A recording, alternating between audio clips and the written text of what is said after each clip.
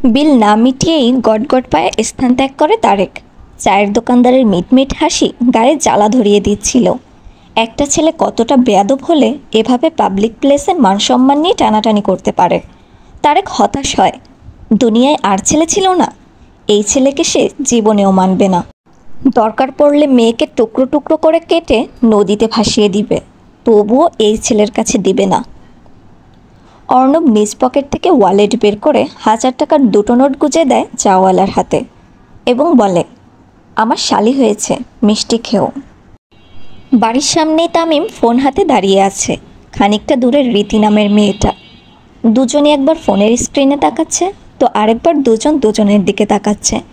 তারেক ভ্রু কুঁচকে তাকায়, এখানে হচ্ছেটা কি? ঠিক তখনই তারেকের আঁখি পড়ল বড় বড় হয়ে যায়। তামিম 2 আঙুলের ঠোঁট ছুঁয়ে দিয়ে আঙুল রীতির দিকে তাক করে। এটাকে কি বলে? কিস? শুকনো ঢোক গিলে তারেক নিজ কপালে হাত বুলিয়ে এগিয়ে যায় তামিমের পানে। প্রথমেই ফোনটা টেনে নেয়, দৃষ্টি রাখে ফোনের স্ক্রিনে। স্পষ্ট লেখা দেখতে পায়, রীতি লিখেছে, বাবু তুমি পিএসসি পাশ করলেই আমরা বেবি নিয়ে ফেলবো। বিষম খায় তারেক। রীতি ততক্ষণে দৌড়ে পালিয়েছে। তামিম চোরের মতো এদিক ওদিক তাকাচ্ছে। কোন দিক দিয়ে দৌড় দিলে বাবা ধরতে পারবে না, কিন্তু একটু পরে তো ঠিকই বাড়িতে ফিরতে হবে। তখন তো উত্তম মাধ্যম দিবে। বুদ্ধিমানের কাজ হবে এখনই ঝামেলা মিটিয়ে ফেলা। তাই তামিম আলতো হেসে বলে, আসলে বাবা বয়স তো কম হলো না, একটু প্ল্যানিং করছিলাম আর কি। তারেক তামিমের গোল গোল মুখখানায় হাত বুলিয়ে জিজ্ঞেস করে, কত হলো তোর বয়স? এই তো 11 বছর, 3 মাস পর 12 হবে। তারেক তামিমের কান টেনে ধরে বলে, 11 বছর বয়সেই বাচ্চার প্ল্যানিং করছো তুমি? তোমাকে আমি আজকে মেরে তক্তা বানিয়ে ফেলবো। তামিম কৌশলে বাবার হাত ছাড়িয়ে নেয়, ফিসফিস করে বলে, বাবা রীতি দেখছে তো, বাড়িতে গিয়ে যত খুশি মারিও। এখন হবু বউয়ের সামনে মান সম্মান নষ্ট করিও না, অনেক তেল দিয়ে পটিয়েছি। তারেক দাঁতে দাঁত চেপে পায়ের জুতো খুলে নেয়। তামিম ওরে নানির মাইয়া আমারে বাঁচা বলেই ভোদর দেয়। তারেক হতাশার নিঃশ্বাস ফেলে, এমপি বাড়ির বাদর আমার ঘরে কি করে আসলো খোদা। বরাবরই পরিবারের সকলের সামনে অর্ণব চৌধুরী গম্ভীর। এই যে চোখে চশমা পরে পায়ের উপর পা তুলে ল্যাপটপে কিছু একটা দেখছে। পাশেই সকলেই গল্প করছে, চেঁচামেচি করছে, সেদিকে কোনো খেয়াল নেই। বরং ক্ষণে ক্ষণে গম্ভীর স্বরে অথৈকে আদেশ করছে, আস্তে কথা বল। অথৈ তার কথার কোনো দামই দিচ্ছে না। নিধি এবং নয়না এসেছে আর্থির বিয়ে উপলক্ষে। বিয়ে নামেটা অবধি ওরা যাবে না। আদিল এবং আখিও এসেছে। পড়ালেখা শেষ করে ভালো একটা কোম্পানিতে জব পেয়েছে আদিল। এখন আবার নতুন করে মেয়ে খোঁজা হচ্ছে। সুমির আফসোস এখনও মেটেনি, তন্নিকে মারাত্মক ভালো লেগেছিল কি না। কথায় কথায় সুমি বেগম বলে ওঠে, অথৈ তন্নি মেয়েটার সাথে কথা বলিস? অথৈ এক পলক ভাইয়ের দিকে তাকায়, কিছু বলবে বলে হা করে।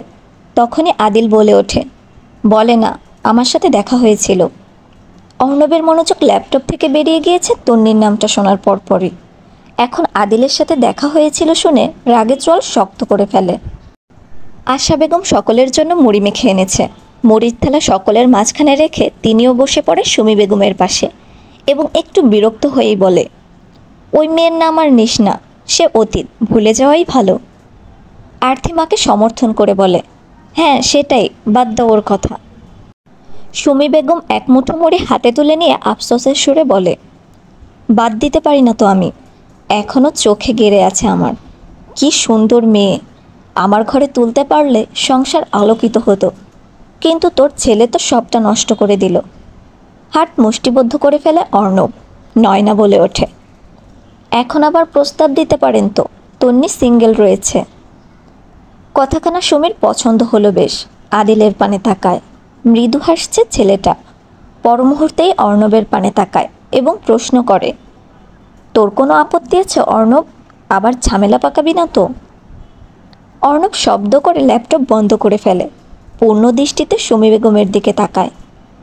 সে আমার বউ, তাকে ডিভোর্স দেইনি আমি, আর জীবনে দিবও না। তাকে আমি না পেলে খুন করে ফেলবো, তবুও অন্য কারো হতে দিব না, মাইন্ড ইট। নিজ বক্তব্য শেষ করে চলে যায় অর্ণব। আদিল ভেঙচি কাটে, নিধির বুক কাঁপে, তাকিয়ে থাকে শূন্যে। অর্ণবকে পাওয়ার স্বপ্ন কি পূরণ হবে না? দেখলি আশা, তোর ছেলের কথা শুনলি?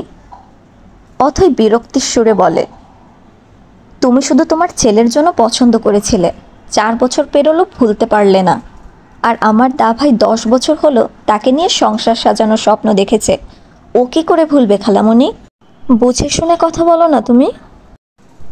সাথীকে আশিক বিয়ে করবে এমন খবর শোনার পরে খানিকক্ষণ স্তব্ধ হয়ে বসে থাকে তন্নি। অনাথ অসহায় মেয়েকে আশিক কেন বিয়ে করছে? দয়া দেখাচ্ছে? তৈরি হতে হতে নিজ মনে আওড়াতে থাকে তন্নি। প্রচণ্ড মাথা ব্যথা করছে, কাল ইনকোর্স পরীক্ষাও রয়েছে। সব পেছনে ফেলে যেতেই হচ্ছে সাথীর বিয়েতে। মেয়েটা এখন তন্নির দায়িত্বে রয়েছে, তার ভালো মন্দ দেখার অধিকারও তন্নির।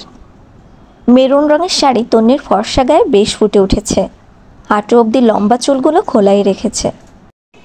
মুখে হালকা পাউডার এবং ঠোঁটে লিপস্টিক, ব্যাস তন্নির শ্বাস কমপ্লিট। তামিম বেশ বায়না করেছিল ওর সাথে যাবে, কিন্তু তন্নি নেবে না। ভারী বজ্জাত ছেলে, কী থেকে কী করবে তার কোনো হদিস নেই। তারেক রহমান আজকে কোর্টে যায়নি, উঠানে বসে পেপার পড়ছে।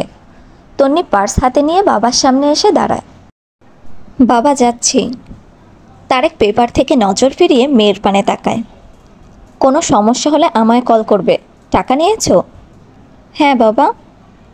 মেয়েটাকে ভালো একটা শাড়ি কিনে দিও, আর আশিকের মতিগতি ভালো না লাগলে তখনই আমায় কল করবে। ঠিক আছে। বাবার সাথে কথা শেষ করে মেইন গেট পেরিয়ে বের হয়। রিক্সা কিংবা অটো কিছুই নেই। অজ্ঞত তন্নি এগোতে থাকে বাজারের উদ্দেশ্যে। বাজারে অহরহ গাড়ি বসে আছে, যাত্রী নেই, অথচ রাস্তাঘাটে গাড়ি পাওয়া মুশকিল। মেইন রোডে উঠতেই চোখে পড়ে কালো রঙের BMW ব্র্যান্ডের একখানা গাড়ি দাঁড়িয়ে আছে। রোদের আলোতে কালো রং চিকচিক করছে। তন্নি মনে মনে আওড়ায়, আলালের ঘরে দুলালের গাড়িও তো এমন। তখনই গাড়ির কাছ নেমে যায় এবং দৃশ্যমান হয় দুলালের আদলখানা। মনে মনে হাসে তন্নি, মন ঠিক বলছিল। দুলাল চোখ হতে সানগ্লাস খুলে গম্ভীর স্বরে বলে ওঠে, বউ, গাড়িতে বসো। তন্নির হাসি পায়, টুপ করে হাসি গিলে দ্রুত পা চালাতে চালাতে জবাব দেয়, সরি ভাইয়া। তন্নি যার তার গাড়িতে ওঠে না। অর্ণব বিরক্তির গলায় বলে, সিন ক্রিয়েট না করতে চাইলে উঠে এসো। তন্নি থামে না, সে যেন পণ করেছে গাড়িতে উঠবেই না। এবার অর্ণব ধমকে বলে ওঠে, গড প্রমিস, আমাকে নামতে হলে ঠোঁটে চুমু খেতে খেতে গাড়িতে তুলব। থেমে যায় তন্নির পা, সাথে সাথেই খুলে যায় গাড়ির দরজা। তন্নি তাড়াহুড়ো করে অর্ণবের কোলের উপরেই বসে পড়ে।